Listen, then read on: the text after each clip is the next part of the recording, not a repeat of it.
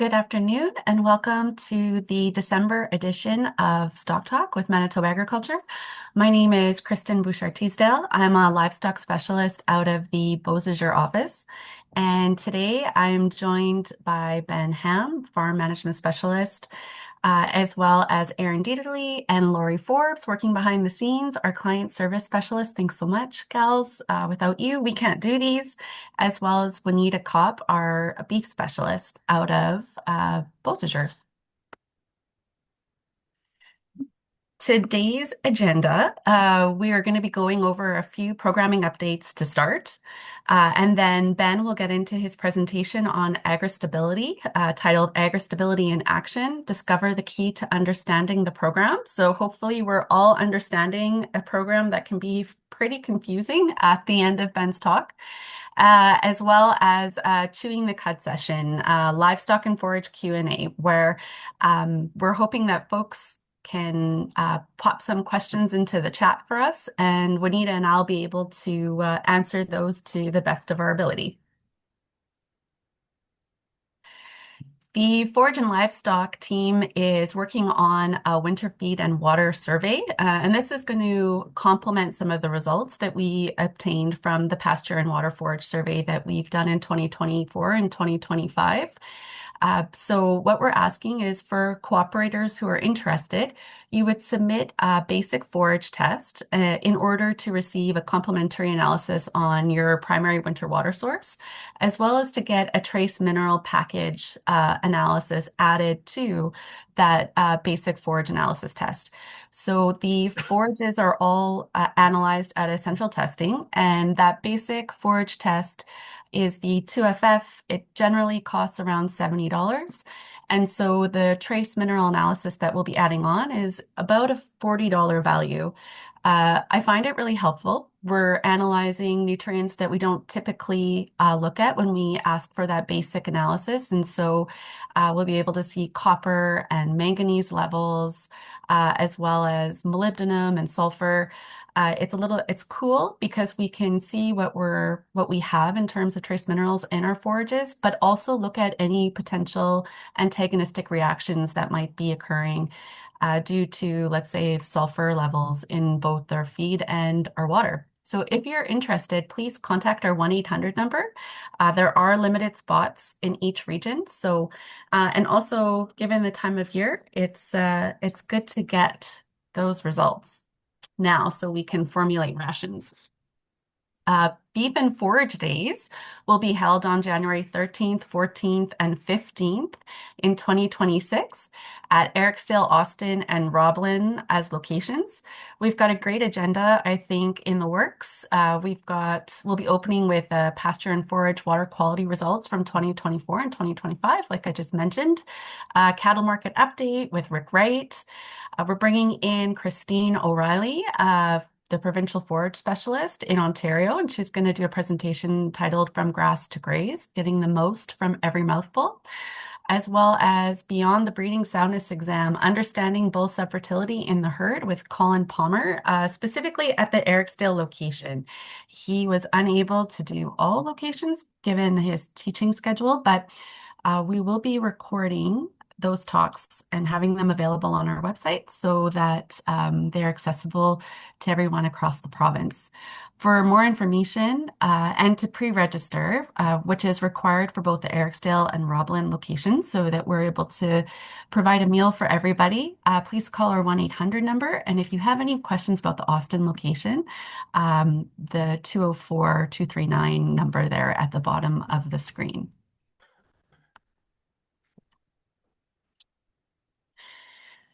As cover crop use in Ontario and the prairies continues to evolve, a survey is being launched to capture insights into that change. It's a collaborative project led by researchers from the University of Manitoba and Manitoba Agriculture alongside the Ontario Cover Crop Steering Committee, which aims to build on a 2020 survey. And they're hoping to learn more about the adoption, practices, benefits, and challenges of cover crops as reported by farms and their advisors. The survey can be accessed by scanning the QR code on the page here. And the survey is open until March 31st of 2025. But of course, we encourage you to engage or participate in the survey as soon as you can. Okay, without further ado, I am going to stop sharing my screen and turn it over to Ben. All right, thank you, Kristen.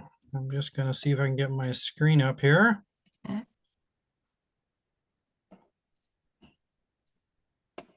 Just let me know when it's up and we can get going. Might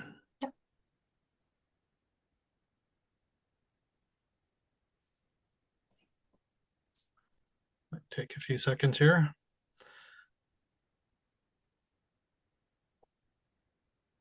All right, can you see this screen all right, Kristen? Yep, I can see it. Perfect. All right, so I'm going to talk to you guys a little bit today about AgriStability. I've learned to appreciate the program over the years quite a bit, and it seems to only increase with time. At the beginning of my career, one of the first things that I had coming into my office were questions on case and overpayments and AgriStability and how does it relate to NISA and all those things. And just explaining how the program works to producers, I think, has been lacking over the years. And hopefully today I'll walk over how the program works, look at what you can do personally to understand the program and hopefully make some sense of it and see why the program in itself is such an amazing program. And I do appreciate it more and more as time goes on. There are some changes coming up. There are some changes in the past that have been very detrimental to the program and that has lost a lot of livestock producers due to that. And it's understandable. The reference margin limiter was absolutely horrendous to livestock producers. And we've got rid of some of those things and we've only done some positives going forward here. So some of the things coming up, reference margin limiters have been removed. That's absolutely key. The program can now calculate margins properly for livestock producers, and you do have that coverage there now. So it is something, if that was an issue before, definitely take a look at it now because that's now gone. Increased compensation rate to 80% for 2025. There's now increased compensation rate to 90% even. So that is key. The problem with livestock producers in 2025 had significant amount of livestock producers. So we probably won't see too much benefit in the cattle industry on payments in 2025 due to the increase in compensation rate, just due to the increase in livestock prices. But anyway, the program is there available. Deadlines have been moved. There's some people worried about it and concerned about it. In my opinion, you should have those inventories ready January 1st, not June 30th, but ready January 1st. And if we could submit them at that time, we may get away from some of the issues there. But usually we got to wait till the forms are released by CRA to get those inventories out. But that's the main hiccup and the holdup for AgriStability is waiting for the inventory forms after the accountant has filed their paperwork. So it's just a one-page addition at the end of the forms that we're waiting for. So there is a change there. It is being moved up. New participants. This is a big one. We are now allowing for cash accounting, so we don't need all the accrual inventory information for the previous 5 years. So it's a lot easier to sign up. I've helped many people sign up, and it was quite a chore getting all inventories for the last 5 years on livestock, forage, acres of forage, all these things added up and put into the program. Now all you have to do, if you're in AgriInvest, all the information is there. The income and expenses is all coded properly already.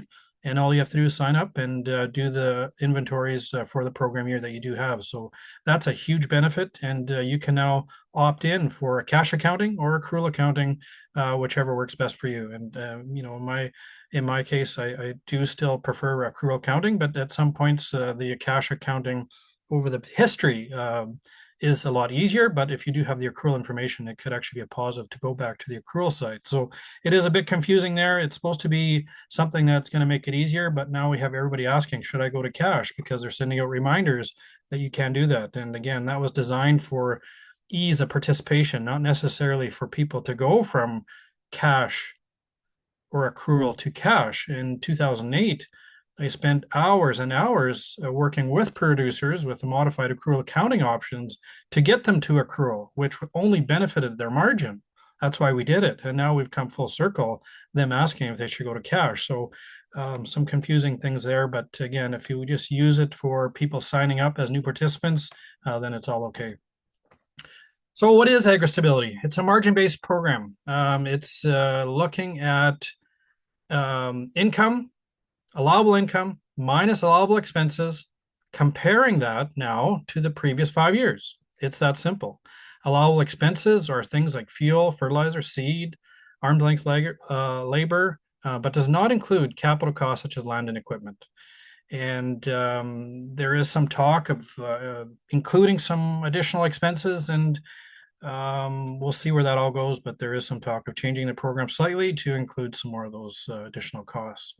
So the current production margin, which is your allowable income minus allowable expenses, and compared to the history of the 5 years. And it's Olympic average that they use. So it's the previous 5 years, and you drop the high and you drop the low, and that's called the Olympic average, and that's now your margin. And then you compare your current year to that. It's that simple. That's how simple the program should be. Yet we have a lot of complexities that come in with accrual accounting, with inventories. And on top of that, we have this fun term structure change that allows the program to look at an operation that changed throughout the year to be compared to the operation of the same size, to compare apples to apples. If you, for example, have 100 cows for the past 5 years, and in the program year you have 200, it now ups the margin if there's a need in a structure change to say, what would your operation have been like in the past 5 years if you had 200 cows? Because you have to compare apples to apples. That's why I really like the program and its adaptability and how it does that. And I spent a lot of time doing that. And the recipe on how to do that is inside of your individual calculation of program benefits. And I'll go through that today. And that's what I find passion is understanding how that all calculates and what it means to producers and how it can impact you negatively or positively throughout the program. So this is just a pictorial showing how AgriStability coverage works. So the first 30% coverage is on you. Anything below that now is covered at 80%. It used to be 70%. So we used to have 70% drop, or 70% coverage of 70%, total margin protection of 49%. Now we have 70% of 80% of 56% total coverage, if that makes sense. We drop the first 30%, and then any dollar below that that's dropped gets paid out to you as a payment on 80% dollars. 2025 is going up to 90%. This here is an example of how it works in a very simplistic way.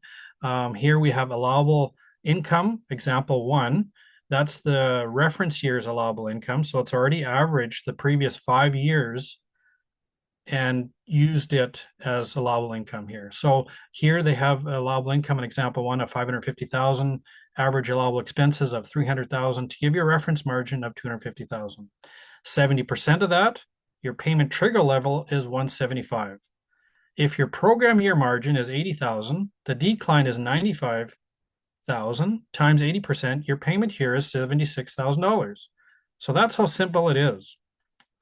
Example two, if we have $450,000 of income, 200,000 expenses over the reference years, gives you a margin of 250,000, same margin, same coverage, 70%, 175,000, but our program year margin goes to negative 25. And this is what I like about the program as well. It does cover negative margins, as long as your average of the 5 years isn't negative. And here you have a payment of 160,000. So it can really come in and assist producers in a large margin decline year. So looking at some of the forms here, it might be a little bit blurry, but this is just how simple the new and rejoining participation information form is. It's just a 2-pager looking at some very, very basic information, name, contact info, and then some information on production. It is that simple. It shouldn't take more than half an hour to fill these out now. And they may come back and say, well, we need your productive capacity. How many cows calved? How many acres did you have? Just for reference in the structure change allowance for the previous 5 years, but you just don't, if you're signing up for cash, you don't necessarily need that information. You do still need the productive capacity. So you still do need to know how many cows calved and how many acres you grew in grain or forage. That still has to be provided. So this now is the form that accountants fill out. It is very simple. It just breaks it down, and the AgriInvest form is using these forms as well. So it's a T1273 Statement A harmonized form. This is where all the coding happens.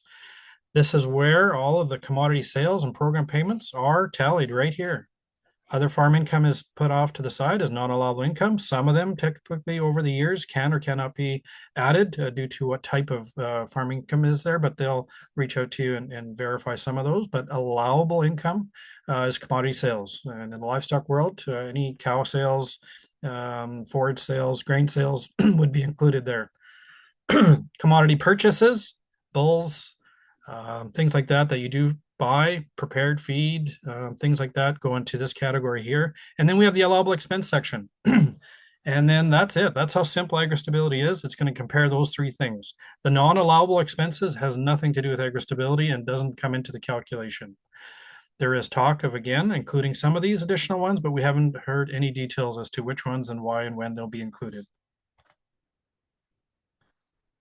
This is the simple inventory sheets. The accounting does all the accounting work. This is where the producer needs to do his work. And this is where the crop inventory valuation and productive capacity comes from, as well as the livestock inventory, productive capacity and inventories come. And this is crucial. This is what I found a lot of mistakes on over the years. It's not as simple as saying, yeah, I've got 100 cows. I always have 100 cows. That's just what it is. The program is now verifying accounting information, your income, to these very productive numbers. So if something doesn't match, if you've had 10 cows die due to anthrax or 10 calves die due to coccidiosis and you have missing income or you have missing inventory, sure, it'll go through, but AgriStability will red flag and say, why is there such a drop in income? There's income missing. What's going on here?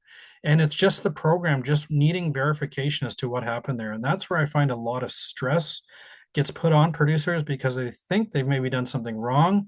All that's happening is AgriStability administration is seeing red flags and just wanting justification on reduced forage acres, increased forage acres in drought years. All these things have major, major impacts on what that margin does. If you go out in a drought year and double your forage acres, it's going to structure your previous 5 years up. So we really have to capture exactly what's going on in your operation for production, whether it's animals, forage acres, or grain acres. It really does adapt and can help producers if done properly. It's an amazing program, how it captures all that. So the key to understanding the program is this right here. And it's called the calculation program benefits. And if you're in the program, this is the key to understanding it. You understand what these 10, 12 pages are doing. You've got the program figured out, and you can understand and appreciate what it's doing for you. So what this thing does, first page here, it's going to tell you what your reference margin is. So it's going to show you which years they've taken for your reference years. So in this case here, 2019, 2021 were the reference years. It's that simple. It's telling you what your program year margin is. It's telling you what your program year margin after accrual adjustments are, and it's telling you what your program year margin is. So just looking at this one page, I can already tell you that this guy is way out of a payment. His 2024 reference margin is 202,000.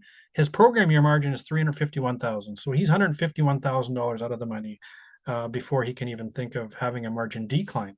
So that's good. He's building a margin. And now I'm not saying this is, I think one of the things that's missing is in these years, we need producers to understand, why did that margin go up? What happened here? Is that something that was done correctly? If everything adds up, that's perfect. It's just telling you your margin's increasing over time and you have that much more production protection going forward. So here is the next simple calculation. It's just, again, walking you through step by step. What is your reference margin? What is the payment trigger level? So in this particular instance, he has to drop below 141,000 to get into a payment position. His program year is 351, so he's way out of the money, but that's good. He's building his margin. That's totally fine. And then below that, it'll start walking you through how the payment is calculated. These are all very, very basic, simple math. I've spent a lot of time turning all of these calculation program benefits into a calculator.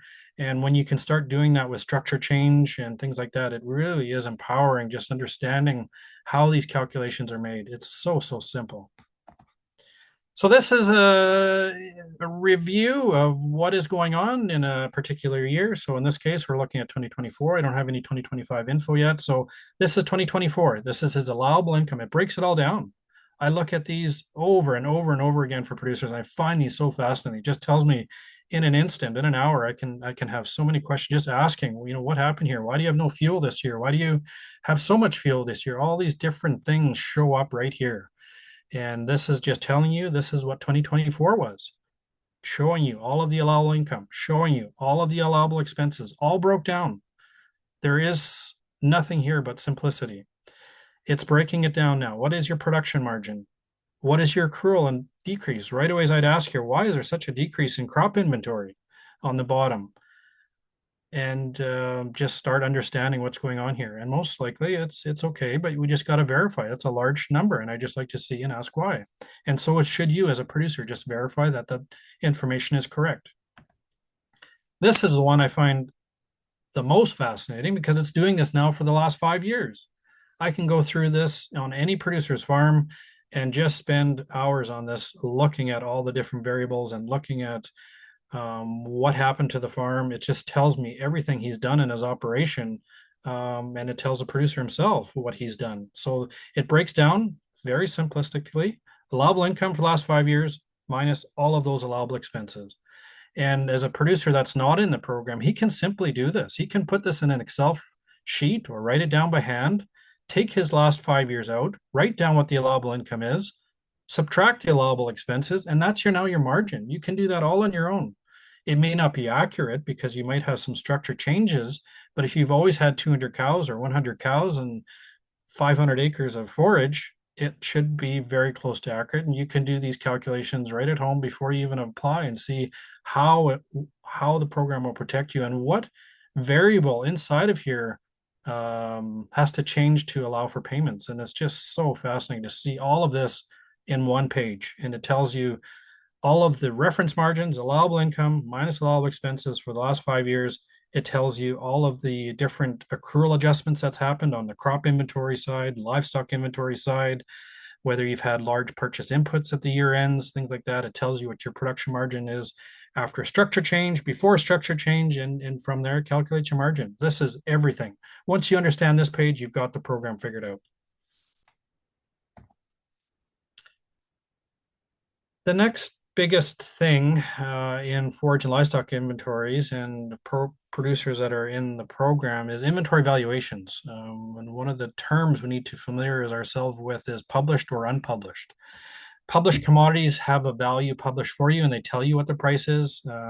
Commercial livestock, here this guy's got cows, steers, replacement heifers. Those are published prices. They're going to put a price in there whether you like it or not. Those are published prices. Where we do see some unpublished prices in the livestock sector is forage inventories here in Manitoba. And there they will take your price as long as it falls into a range. And I'll go over that here quickly. Crops, most of them are published. There may be some poor grade crops that aren't published. And if you do have a disagreement with some of their pricing and you have proof of it, it's well worth your time to look into providing the administration with proof, and they may take a look at that. So here we can see under silage corn, code 5583, this producer put in an end of year price submitted at 115 per ton. And if you look down here, it's saying the price you provided for your unpublished commodity was changed. So this here, this is what it was changed to. So this is telling me this is now the high. This is the high end of the range. They couldn't take this price. So it does tell you when you do some of this stuff where the high end of the range is, and you can kind of start figuring out what the variables are inside the program. And forage inventories are key. If you don't provide a price, they're going to put the mid-range price in there. And a lot of the times that's not quite reflective of what's happening on our operations. So I spend a lot of time in asking producers, are you confident in that value of forage? How are you valuing that forage? Is it fair market value? Is it the cost of production? What are you using to support the price you're putting, or are you using their price as a mid?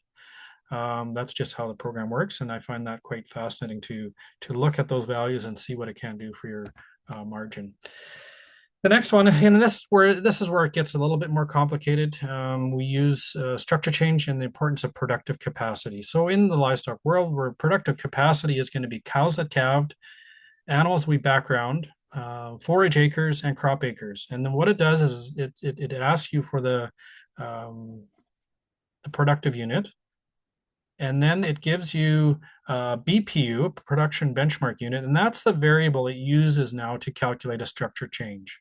And again, if you walk through it, and it's a little bit easier to see it on a full sheet, here I broke it up a bit, but I'm just going to walk you through what is happening here. So this is the margin calculated on a program year production.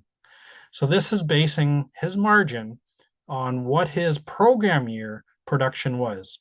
So it takes all of this information. So here in this case, this guy had 335 crop acres, 160 forage acres, and 118 cows calving, and 3 backgrounders. So now what it's doing, it's going to say, what is his margin if we applied this productive capacity to all of these 5 years? And that's what a structure change will do. And this is a calculation to back that up.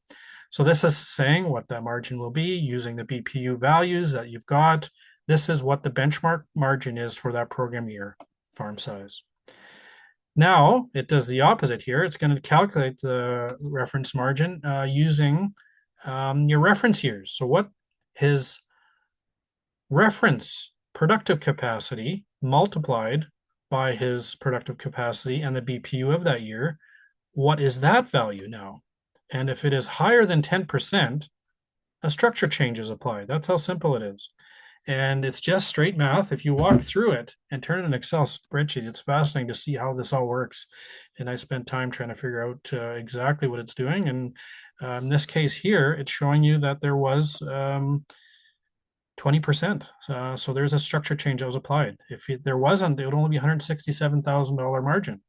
So it's making it more fair for you by bumping up your margin because you had an increased productive capacity. So it does make it very, very interesting, and it's something to spend some time on and make sure because it can do the opposite as well. And we want to make sure that it's not hurting you when it should not be hurting you. So something to really pay attention to. And this is just, I did a presentation for beef producers a little while ago. Again, just using BPUs, different BPU valuations, and showing you here that if your productive capacity, here was 1,200, he had the exact same valuations throughout the 5 years, there is no structure change. So this number and this number will be exactly the same.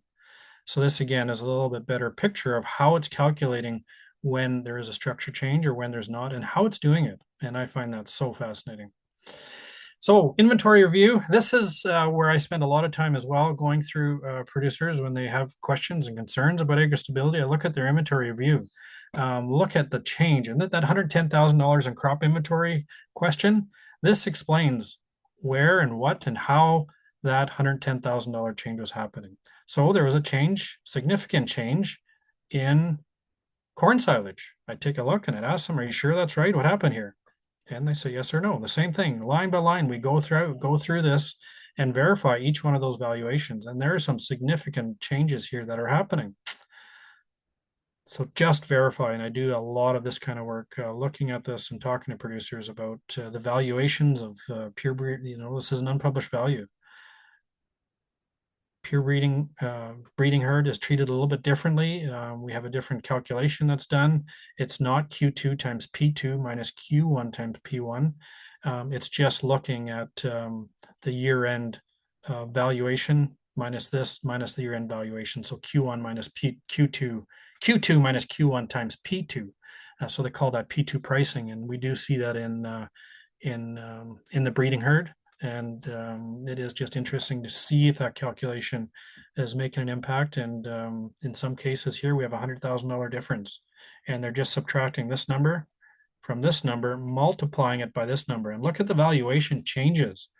We've gone from $2,600 cows to $4,000 cows. That's why we're seeing such huge valuations in these. And this is the time really to be paying attention to those inventory valuations as we go forward here, because we could really be getting some attractive margins going into the future with these high priced animals. And if this ever does start slipping, we have that coverage there to back us up. Impact of forage pricing. This is just an example of what a P2 method is, and Alberta's opted to go P2 for forage pricing. And this just explains the impact, and it can be a significant impact. The formula for pricing normal inventories is that Q2 quantity 2 times price, year-end price, minus beginning of year quantity times beginning of year price. A lot more reflective of the different inventory valuations throughout the year. And I think it's crucial to accurately capture what our forage is, because we can produce a dairy quality hay in any given year or poor quality hay in any given year just due to timing of cutting, environmental factors, when you're able to cut it, how much rain it had. So those are the variables that we can now capture in that forage valuation change. And if we have a change now in pricing, but no change in inventories, that P2 valuation doesn't allow that valuation to show up. So that's a huge change that's happened to some of the programs. We still can capture it here, but with a P2 method, if we don't have change in inventory, it just doesn't calculate. So that is something really to pay attention to. We still have the hybrid valuation, so that's still capturing it exactly the way we want it to. So, AgriStability, review and understand each page of calculation program benefits. The times I've helped producers is time spent on this exact document. This is where I spent a lot of my time over the years helping producers understand what it's doing. Look at that calculation program benefits, especially in non-payment years, and that tells you what's going to happen in the future. Monitor your coverage. Why didn't you get paid? It's a good thing you didn't get paid. That means your margin is increasing. So understand which commodities are published or unpublished, and pay attention to changes. So we do have increased caps. Coverage is going to 90% in 2025, and there are some other changes coming too. So stay tuned. We can use AgriStability. I'm going to change gears here just a tiny little bit. We can use AgriStability as our risk management program to apply for a cash advance. So that's convenient. So that now allows you to have an operating line of credit with 0% interest for the first 250,000, depending on the year. They seem to change it over the years, but it's a simple program utilizing a risk management program. So that is just a requirement to have a risk management program. To have the cash advance program, we can either use AgriStability or livestock price insurance, both amazing programs. But AgriStability is the easiest and the cheapest one to run. AgriInvest, absolutely fascinating to me that I can still find producers not in AgriInvest. It's just mind-boggling. It's free money. It's 1% of the allowable net sales. So that's commodity sales minus commodity purchases multiplied by 1%. So you have $100,000 in annual net sales. That's $1,000 you can deposit. Government matches. It's that simple. But it's still fascinating to hear that people aren't in it. And when I tell them, they say, "Oh, okay, I'll sign up." Okay, review. This is just a breakdown of all of the different risk management options out there, and it should be updated here. But I did figure it would be interesting to see what value and cost per cow do all of these insurance programs have. So in this case here, I'm using our cow-calf budget, the 300 corn silage ration budget. We have 130 acres of corn silage, 1,300 acres of pasture acres, a total of 1,432 acres. So in corn silage, the coverage per acre is $112,000 total. The cost for that is $3,642, and that cost per cow now is $12 for coverage in corn silage acres through crop insurance. If we do the same math for pasture acres, tremendous amount of value, and the cost per cow is significantly less. So it does make you look at it in a different way. But what I did this for was looking at AgriStability. Its total acres is 1,432. The coverage per acre is 264. In this sample that I used here, I had a $378,000 margin, and the cost is the cheapest of all risk management programs. And we're looking at $397 per cow. And that could be double the coverage here, because this could also go to minus 378. So we could have double coverage here. So just keep that in mind. Livestock price insurance with our prices the way they are, this is going to be the most expensive type of insurance, and it's probably going to be higher than what I'm even showing here. But it really is just showing you the risk of this coming back down is significantly increasing. But that's the program that's going to pay you the most, the quickest, but it's going to be the most expensive. So we can see here that's be about $40 a cow. And it's just a very simple example. I'm not saying that's what it is today. It could be lower or higher depending on the coverage value you pick.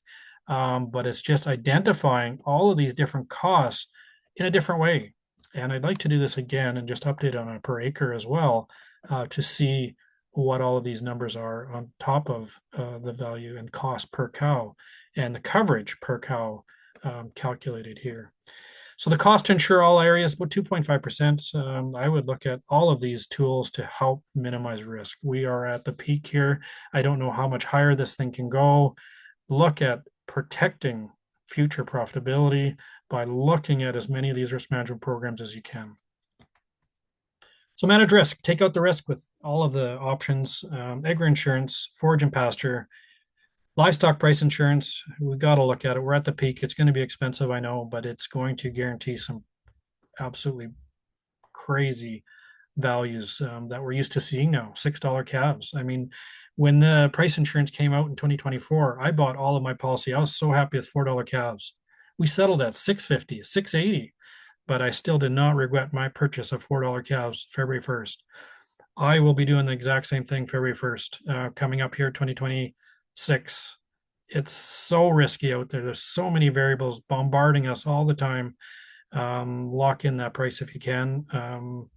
Learn about the program, see how it works, couple it with AgriStability, couple with agri insurance, and we can ensure some long-term profitability here in your operations.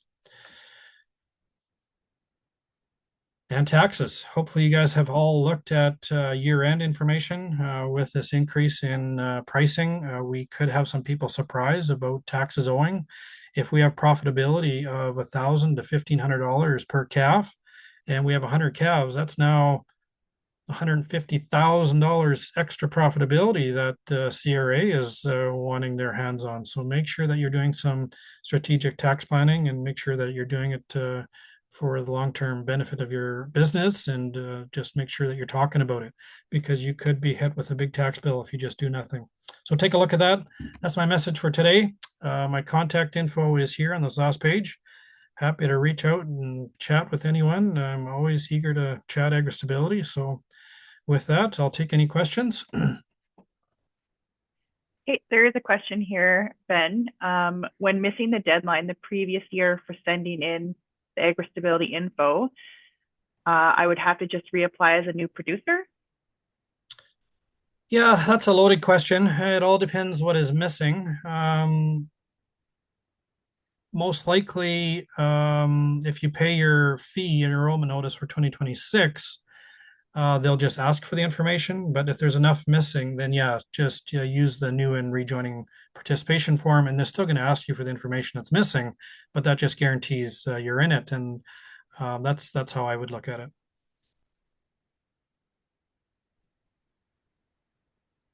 Okay, I have nothing else in the Q&A. Hey, well, thanks, Ben. I guess you must have explained it really well since we've got some questions. I will try to get my screen up here without messing it up. Okay, Looks can good. you see it? Yep, looks good. Yeah, okay, awesome. Uh, okay, except it doesn't want me to keep going. All right, I'll just use my mouse. That seems to work. All right, so we're going to move on to our Chewing the Cud segment of the presentation. It's what we're hoping an opportunity for folks who are participating in the webinar to pop some questions into the Q&A at the bottom of your screen there. But if not, we've got a few questions that what I did was I spoke with members of the Forage and Livestock team across the province, and we put up a few questions here that we've received over the last couple of weeks. Oh, There we go. Um, the first one was, should I retest my 2-year-old bales? Another was, does it pay to process barley? And a third was, is my ryegrass straw safe to feed? And we figured if one person has these questions, there's a really great chance that more than one does. So I'll jump into the first question there. Should I retest 2-year-old bales?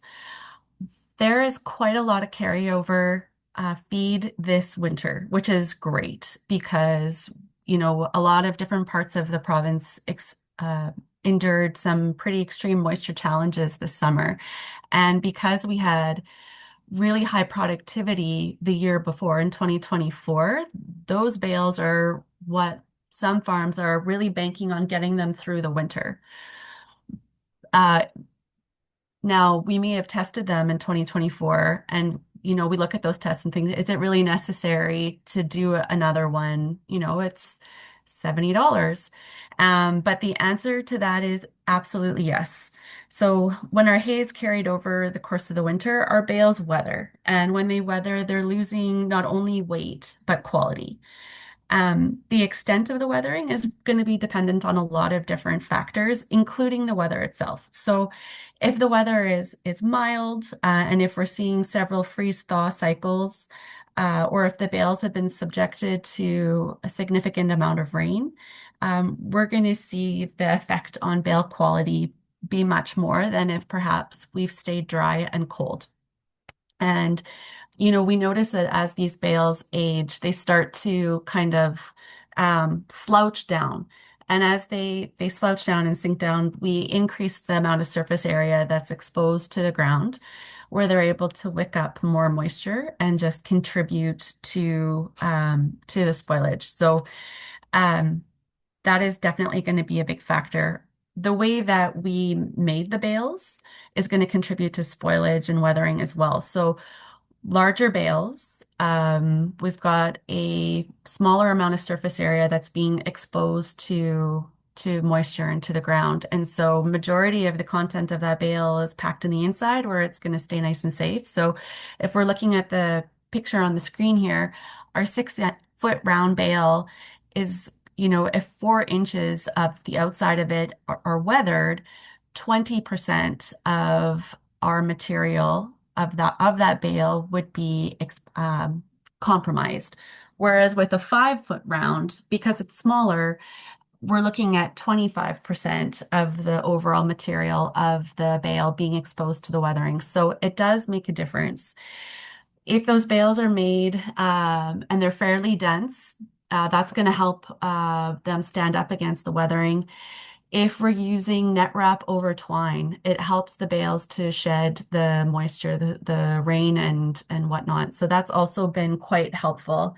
The way we're placing them also matters. If we're stacking them in a pyramid and they're not covered, that's one of the, I guess, th that methodology would cause the bales to weather the most. What we're hoping, or the most beneficial way, or the ideal way to store bales outdoors if they are not being covered, is to store them end to end in single rows in a north-south orientation. If we can keep them out of the shade so they're exposed to sun where it allows them to dry up, that helps. It's also helpful to include a space in between the bales. This is not great if you're a kiddo and you love running across the top of them, but it does help to facilitate better air movement, circulation, and drying. So not only do the bales lose some weight, they're going to lose quality. And it's it's not uncommon if we're looking at the protein content in weather hay to drop by 2 to 3 percentage points. For the energy content, we can see an overall 20 to 50% drop. In some North American studies, we've seen losses as high as 18%. So that's a little bit more conservative here than what I mentioned there previously. So, if we've got hay that tested at 60% TDN, and it experiences, let's say, a 20% decrease in energy, it's now going to be reading at 48%. So that's a significant difference. We also see overall digestibility decrease, often by 10%. Our vitamins will have oxidized, and so they're no longer, there and useful. And cows are picky. They like high quality feeds. And so it's not uncommon to see a 10% increase in feed refusal in weathered hay. There's any, so we'll move on to the next one. Oh, okay. Does it pay to process barley? It depends on your situation, but typically, yes. Calves that are under 700 pounds, they do a really great job of chewing the grain effectively. And so there isn't necessarily a need to grind or to roll our cereals. But once those animals become bigger, they tend to gulp feed. And so that seed coat on the fibrous hull on the barley kernel that protects that starchy endosperm, it doesn't get broken by a chewing action. And so this is where processing really comes in handy, because it allows those rumen microbes to access the nutrients that are inside the hull. Um, so a cow who has just left to her own devices and she's chewing whole grain barley, this will provide about 42 to 55% digestibility. However, if we process that grain, we can often achieve 85 to 90% just digestibility. And so this is because of that huge increase, that big jump, it does make the costs of processing worthwhile. In cow-calf diets, dry rolling is currently the most common processing method. So we want to aim to have our whole kernels to break into about, two pieces when you rub them between your fingers and your thumb. If you're using a hammer mill, it's optimal to split the kernel into 2 to 3 pieces. And we want to achieve no more than 5% in fines. And it's simply because if we get more than that, we're increasing the likelihood of causing some digestive upsets and problems with acidosis. Is there anything that I should be adding to that one, Juanita? Anything that I've missed, maybe? No, I think you've covered it. Keep rolling? Yeah, yeah. Okay. Kristen, can I ask a question? No. Oh, Yeah, you can. Sorry. so you talk about barley, and there is a significant increase there, but what about grain corn or oats? Those numbers are probably different for each grain, eh? They are, yeah, you're right. So with oats, we typically see about a 10% increase in digestibility if we process it. And so oftentimes we say just feed the oats whole, because the benefit that you see really doesn't outweigh the cost of the processing part. With corn, it's one of those things where you kind of get the answer, it depends. It depends on the amount of forage that the animal is receiving in the diet. Um, Again, when you process the corn, from some of the numbers that I've read, is it'll increase your digestibility by about 10%. And so you kind of say, well, that's similar to the oats. Mm, I suppose, but I think you see more benefit and more use, a better or improved feed efficiency with the corn when we are cracking it, particularly when we're combining it with diets that are higher in forages. If you were looking at some of these diets when we're finishing the animals and they're receiving tons of, largely concentrate and just a little bit of forage, um, some of the numbers then imply that cracking the corn maybe isn't as necessary. But I don't know, am I headed in the right direction there, Juanita, do you think? Yeah, well, it's really the makeup of the grain itself. So starch to seed coat to allow that microbes to get in. That's why barley, when you do barley or oats just the makeup and the cost, even looking at the cost of the grain and the cost of processing. So it is a bit of a balancing what would work best too in your scenarios. But yeah, you're on the right track, obviously. Okay. All right. I've got one more. And this one was, is my ryegrass straw safe to feed? And the answer to that one is possibly. So, ryegrass straw can pose significant health risks if the plant is infected with a natural fungus called an endophyte. Now, the endophyte produces toxins that are harmful to cattle. One of the particular endophytes is, or sorry, toxins is Lolitrum B. And this one we usually associate with an illness that we've coined as ryegrass staggers. So in the animal that is suffering from an overexposure to the Lolitrum B, we'll see muscle tremors, muscle weakness, and spasms. We may not see these symptoms of toxicity until the animal actually becomes excited or stressed. So if, particularly if we're moving them around.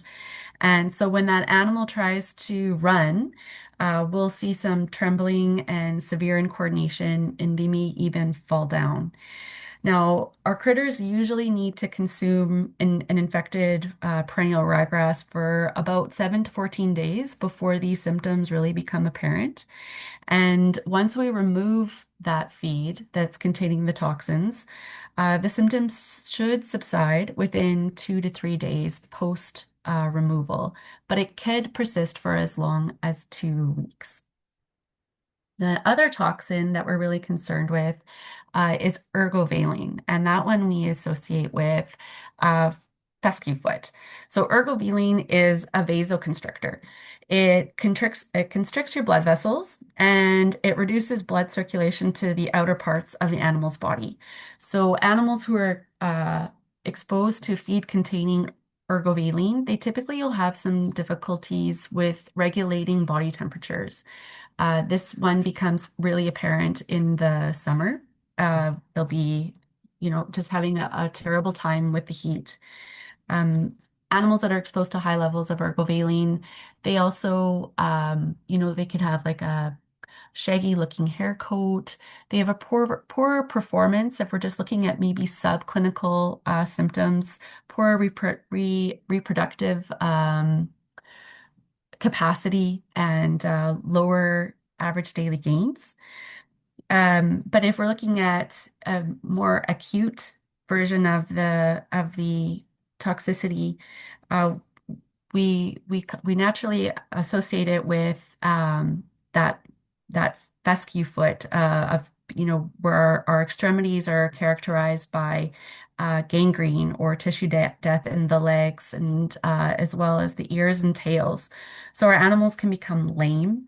The tips of the tails and the ears may fall off, or we could see some sloughing of hoofs occurring. This is really similar to a disease that we commonly call ergotism. And similar toxins to the ergovaline are produced by another fungus species called claviceps. And this can also occur in our small grains and our forage plants, such as ryegrasses. So the threshold levels for ergovaline that can be included in beef cattle rations is 400 to 750 parts per billion, or 1,800 to 2,000 parts per billion for Lolitrum B toxin. And the thing is, we can't know what the concentration of toxins are in that ryegrass and whether it's safe to feed unless we test it.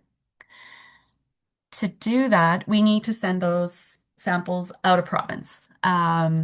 Oregon State University has an endophyte service lab that provides this service. If you scan the QR code here on the screen, it'll take you to their website and the website has all of the links to their submission pages as well as it reviews, what you need to do in order to get that sample sent down to the States for assessment. The fees are usually around $106 each for an ergovaline and a Lolitrum B test, both of which are recommended for ryegrass. any questions there, or did I maybe miss? So there is a question in the QA, but it's going back to oats. Okay. Just to be clear, you were saying cattle eating oats will only gain 10% digestibility when eating processed oats? Yes. Yeah. So that increased digestibility, that increased feed efficiency, it might not be enough to outweigh the costs that are associated with processing. Perfect. That's all I have in Okay. the Q&A. Okay. And I Uh, just, sorry, oh, Kristen, I just like to add to the ryegrass okay. scenario. Even if you do have levels that are higher than some of those, threshold levels, we can mix it off and be able to use it depending on what the level is. And just because there is some toxins, I mean, that's why you need some feed testing, and then we can also help manage it with the other feeds that you have. So, don't be scared of it, but, the same with all issues with toxins, mycotoxins, testing it so that we can help manage it or feeding it properly. Yep, exactly. Thanks, Juanita. I had one more pop in the Q&A for you. Okay. Why do cattle eat more? Why do they eat more grain if it's processed? Or, I'm not sure. If you could just clarify a little more typing, that would help. But that's just all that came in.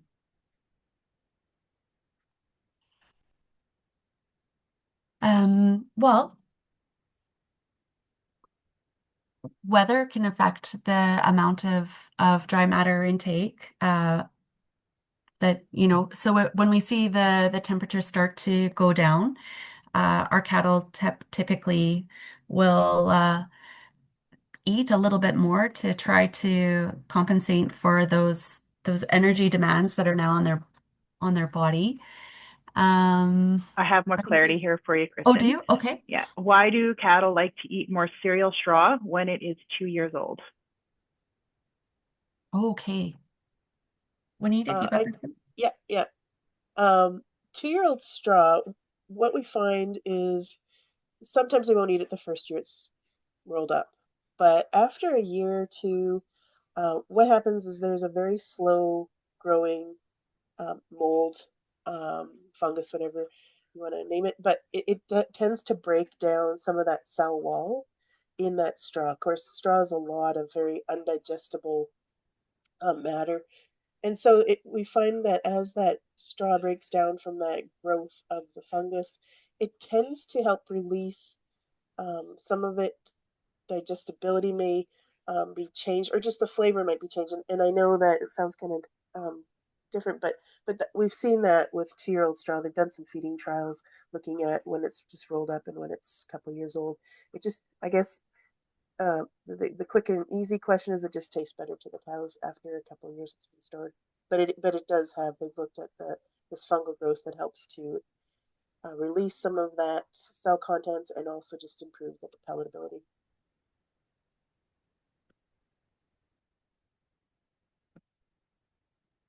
Okay. Thanks so much. And a small add-on, is the fungi harmful? No, that one's not harmful. It's so slow growing, and it's not like your normal feed, um, toxins or other kinds of fungus. It's just one of those ones that, I mean, generally your feed as it's stored will break down, like Chris was talking about weathering. But that one's not. Yeah, that's not a mycotoxin issue.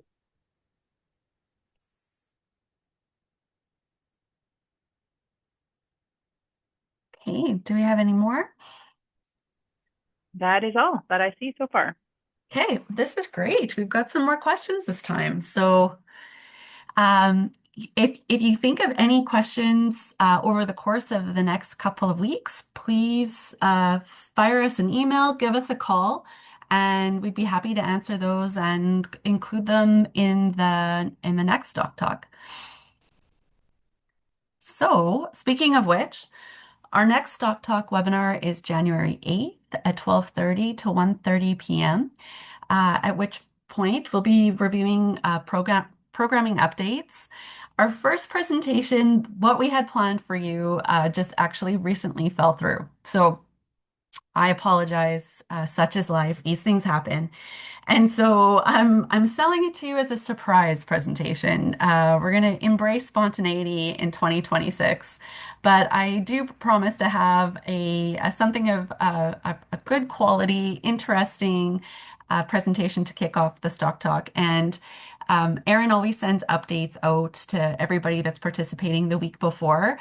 I promise to have that information at that time. Or if I hear back and everyone would prefer to have it a surprise, we can just do that too. Uh, it is an opportunity, though, if you've got any suggestions for a presentation topic, please send them our way, and we will see if we can either put that presentation together, find a subject matter expert on that particular topic area, and see if they would be willing to chat with us, spend half an hour.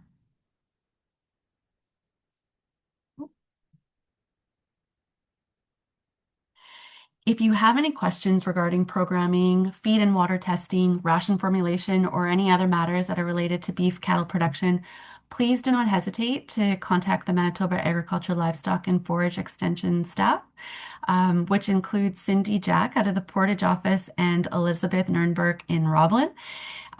Both of the ladies are at our animal health workshop today in Miami that's being hosted at Stepler Farms. They have a really exciting speaker subject area matter topics and speakers that are joining them there. The workshop will be recorded, a couple of the lectures for sure. And so we'll be happy to share those with everybody on our website later on and potentially on an upcoming Stock Talk. So just a huge thank you to everybody who put in the time and effort to plan that day for everybody, particularly the Steplers for hosting the event. We're really excited. It looks like the attendance was was good or is good, so that's great. And just wishing everybody a happy and a safe holiday season. Thanks for joining us for the December version of Stock Talk, and we look forward to chatting with you again next month.